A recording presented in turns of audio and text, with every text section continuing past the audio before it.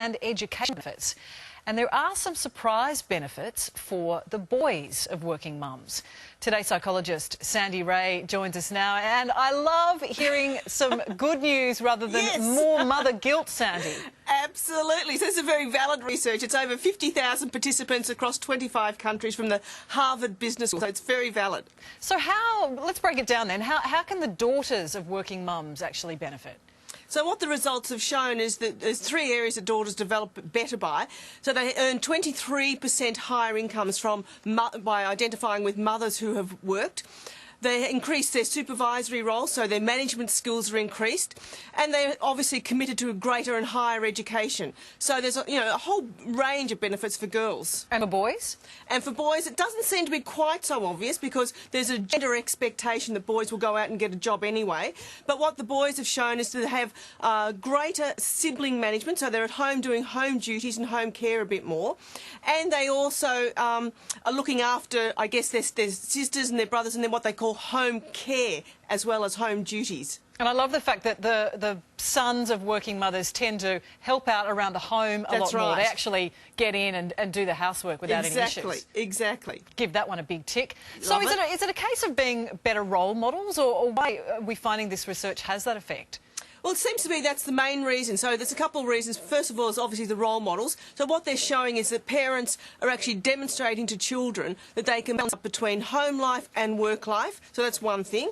The other thing is also that parents are getting a sense of identity outside of the workforce, outside of homework. Outside of the home, I should say. So children are actually understanding that parents have another sort of life. It increases the self-esteem of parents. They're also contributing financially to the environment, to the home environment, and especially in low-income and single-parent families, by having at least a part-time income, they're able to offer children opportunities that they otherwise may not be able to engage in.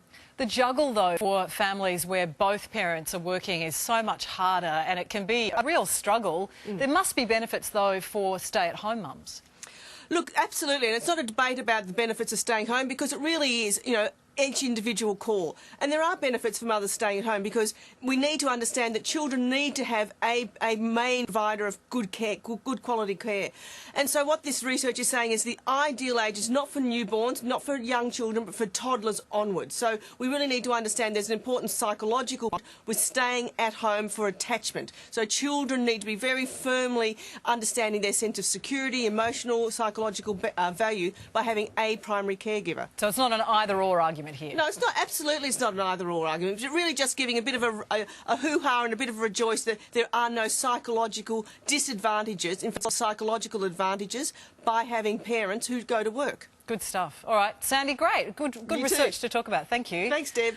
Yeah, I always think, Cam, that a good family is where both mum and dad are actually happy in what they're doing. That's right. Regardless. It's the environment they provide. Yeah, exactly. And it's... God, being a mother is the hardest type of work. Well, being a dad's hard too. Well, yeah, but really, it's that constant clinging to your mum that must drive you crazy, over a short period. I reckon relish it while it lasts, because when they become teenagers, there'll be less of that. You'll wish that they're still clinging, probably. Yeah.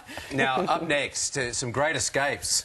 And probably you're feeling like it now. Let's look at the inmates who pulled off the impossible. Get back to their families. If Barbie was real, they would be our children.